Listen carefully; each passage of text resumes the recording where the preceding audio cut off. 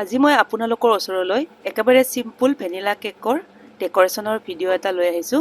যিটো কেকৰ ডিজাইন মই আজি বনাব ওলাইছোঁ, সেই ডিজাইনটো আপোনালোকেও ঘৰতে একেবাৰে সহজতে বনাব পাৰিব।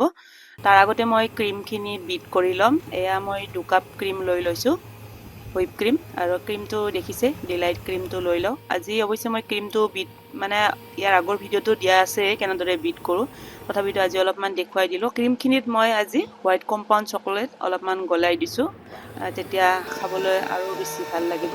আৰু এয়া ক্ৰীমখিনি বিট হৈয়ে গ'ল। ক্ৰীমখিনি বিট কৰা হোৱাৰ পিছত এনেদৰে স্পেচুলাখনেৰে চেক কৰি চাই ল'ব। এনেদৰে স্পেচুলাখন ওলটাই দিলে ক্ৰীমখিনি পৰি যায় নে নাযায় চাই ল'ব। যদি পৰি নাযায় তেতিয়াহ'লে ক্ৰীমখিনি বিট হৈ গৈছে।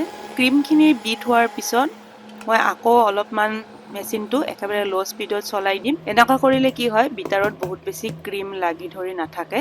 এইফালে কেকটো ঠাণ্ডা হৈ গৈছে। এতিয়া মই কেকটো ডিমল কৰি ল'ম। বাটাৰ পেপাৰখন গুচাই দিলোঁ আৰু এতিয়া দেখুৱাম আপোনালোকক কেকটো কিমান স্পঞ্জি হৈছে। এতিয়া কেকটো 4টা লেয়াৰত কাটি ল'ম মই। কেকটো 4টা লেয়াৰত কাটি ল'লোঁ আৰু গোটেইখিনি মই দেখুৱাই থকা নাই। এতিয়া আইচিং কৰিম। কেকবোৰ্ড এখন লৈছোঁ, তাত অলপমান ক্ৰীম লগাই লৈছোঁ। এতিয়া কেকৰ প্ৰথমটো লেয়াৰ দি দিলোঁ আৰু এতিয়া ইয়াত দি দিছোঁ মই চুগাৰ চিৰাপ। কেকৰ লেয়াৰটোত ভালদৰে চুগাৰ চিৰাপ লগাই ল'ম আৰু মই ইয়াৰ আগতেও কৈছোঁ চুগাৰ চিৰাপ কেনেদৰে বনাওঁ। এগিলাচ পানীত 2 চামুচ গুড়ি কৰি লোৱা চেনি লৈ লৈছোঁ, তাত ভালদৰে মিক্স কৰি লৈ তাৰপিছত মইচ কৰি ল'লোঁ। তাৰপিছত ইয়াত দি দিলোঁ ক্ৰীম, আৰু ক্ৰীম মই এনেদৰে পাইপিং বেগত ভৰাই দি দিওঁ, তেতিয়াহ'লে চাৰিওফালে সমান কৰি লাগে। আৰু এতিয়া সৰু সৰু কৰি কাটি লোৱা হোৱাইট কম্পাউণ্ড চকলেট দি দিলোঁ। আপোনালোকে ইয়াত ক্ৰাছও ব্যৱহাৰ কৰিব পাৰে, পাইনএপল ক্ৰাছ বা ষ্ট্ৰবেৰী ক্ৰাছ। মই এনেদৰে চকলেটেৰে বনাই ভাল পাওঁ, খাবলৈ এনেদৰে বনালে খুব ভাল লাগে। প্ৰথমটো লেয়াৰৰ নিচিনা কেকৰ বাকীকেইটা লেয়াৰো এনেদৰে কৰি ল'লোঁ। মানে ক্ৰাম কোটটো একেলগে কৰি লৈছোঁ। গোটেইখিনি দেখুৱাই থকা নাই কাৰণ ভিডিঅ'টো বহুত বেছি দীঘল হৈ যাব। এতিয়া 2টা বাটিত অলপ অলপ ক্ৰীম লৈ লৈছোঁ।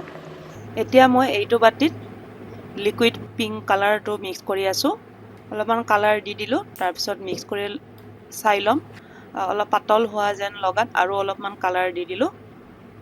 আজি মই কেকৰ ডেকৰেশ্যনটো 3টা কালাৰত ৰাখিম। এয়া মিক্স কৰি লোৱা হৈ গ'ল। এতিয়া মই এইটো বাটিত টমেটো ৰেড কালাৰটো মিক্স কৰিম। যদিও ৰেড কালাৰ, এইটো মিক্স কৰাৰ পিছত অলপ পাতল গোলপীয়া কালাৰৰ নিচিনা হৈ যায়। এনেদৰে কালাৰ মিক্স কৰাৰ পিছত ক্ৰীমখিনি যদি অলপ পনীয়া হয়, তেতিয়াহ'লে অলপ সময়ৰ কাৰণে ফ্ৰিজত ৰাখি দিব। লগে লগে আইচিং বা ফুল বনাবলৈ চেষ্টা নকৰিব, নহ'লে ফুলকেইটা ভাল নহ'ব। আৰু এয়া কম হোৱাত আৰু অলপমান দি দিলোঁ। ভালদৰে মিক্স কৰি লোৱাৰ পিছত 5 মিনিটমান সময়ৰ কাৰণে ফ্ৰিজত ৰাখি দিম, নৰ্মেল ফ্ৰিজত। ক্ৰাম কোট কৰি 10 মিনিটৰ কাৰণে মই কেকটো ফ্ৰিজত ৰাখি দিছিলোঁ। ফ্ৰিজৰ পৰা উলিয়াই লৈ এতিয়া কেকৰ ফাইনেল আইচিং কৰি আছোঁ।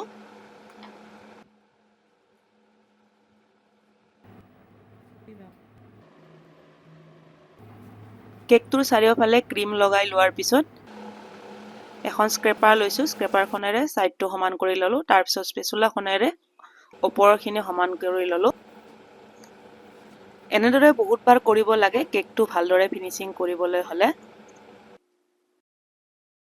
এতিয়া মই এপাত চিলিকন ব্ৰাছ লৈ লৈছোঁ। তাৰ সহায়ত ছাইডটো অলপমান ডিজাইন কৰি দিলোঁ আৰু ওপৰৰখিনিতো জিগজাগ স্ক্ৰেপাৰেৰে অলপমান ডিজাইন কৰি দিলোঁ। এয়া ডিজাইনটো কৰি লোৱা হৈ গ'ল। এতিয়া ফুল কেইপা বনাই যাম। আজিৰ কেকটোত ফুল বনাবলৈ মই 3টা নজলছ ব্যৱহাৰ কৰিম।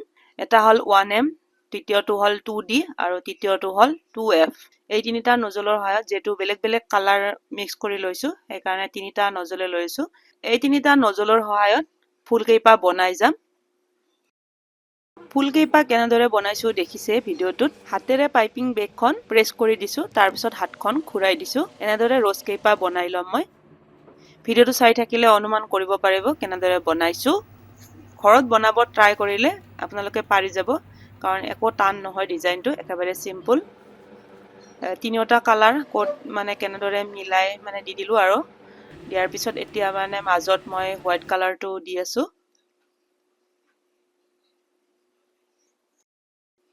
এতিয়া হোৱাইট কালাৰেৰে তলৰ বৰ্ডাৰটো ষ্টাৰ ষ্টাৰ বনাই গৈ আছোঁ। তাৰপিছত মই এয়া চিলিকন লেটাৰ মল্ডত নামটো লিখি লৈছিলোঁ। এয়া লেটাৰ কেইটা বহুৱাই আছো নামটো বহুৱাই লোৱাৰ পিছত এয়া কেইটামান মই বাটাৰফ্লাই লগাই দিলো বাটাৰফ্লাই কেইটা সুগাৰ পেপাৰেৰে বনোৱা ইয়াক খাব পাৰি মই বাটাৰফ্লাই কেইটা অনলাইনে অৰ্ডাৰ কৰি আনিছিলো তাৰ পিছত এয়া সিলিকন চকলেটৰ মোল্ডত মই কেইটামান চকলেট বনাই লৈছিলো ডাৰ্ক কম্পাউণ্ড আৰু হোৱাইট কম্পাউণ্ডৰে হেও লগাই দিলো ফুল কেইপাহৰ মাজে মাজে তাৰ পিছত এতিয়া ইয়াত দি আছো মই গোল্ডেন সুগাৰ বল আৰু সিলভাৰ সুগাৰ বল এই কেকটো মোৰ অৰ্ডাৰৰ কেক আছিলে 1 কেজি ওজনৰ ভেনিলা কেক এয়া ৰেডি হৈ গল কেকটো আৰু এয়া হৈছে কেকৰ ফাইনেল লুক